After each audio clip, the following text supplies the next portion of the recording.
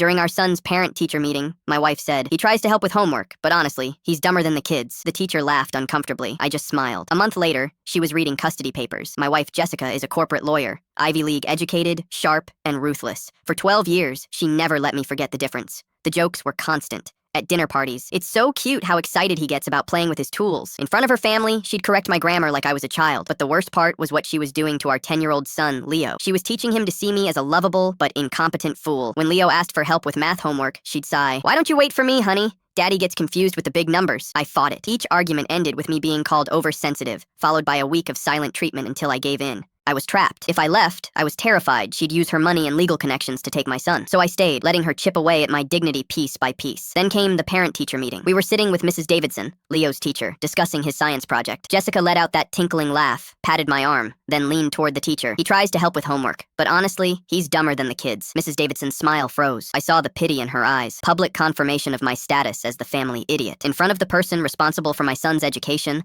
my wife had declared me an unfit father. I didn't react. I just smiled. But inside, the part of me that had been willing to endure anything just died. I wasn't just going to leave her. I was going to take my son with me, using her own arrogance to do it. For the next month, I lived a double life. On the surface, I was the same old buffoon husband. Behind the scenes, I was preparing for war. I hired Marcus Thorne, the most aggressive family law attorney in the city. "Judges hate parental alienation," he said, "but you need proof. Hard, undeniable proof." I placed voice-activated recorders in the kitchen, living room, and Leo's playroom. "Legal in our state," Marcus confirmed. The evidence was devastating. Leo asks about a history project. Jessica cuts me off. "Leo, don't listen to him. He probably thinks dinosaurs are still alive." Phone call with her sister. "It's like having two children." I swear Leo is already smarter than he is. My only hope is the kid inherited my genes. While gathering evidence, I launched Operation Superdad. For the science project she'd mocked me over, Leo and I built a working solar system from scratch in my workshop. Scrap metal, ball bearings, motors. We welded, painted, figured out gear ratios. He got the highest grade in class. Mrs. Davidson emailed, "The most impressive project I've seen in 15 years. I documented everything, every insult with audio, every school event I attended, and everyone she skipped for work emergencies." Working with a forensic accountant, we discovered she'd been diverting her salary into a secret investment portfolio, while I paid all household expenses. After a month, I was ready. I chose Friday night. She came home bragging about winning a big case. "That's great, honey," I said calmly,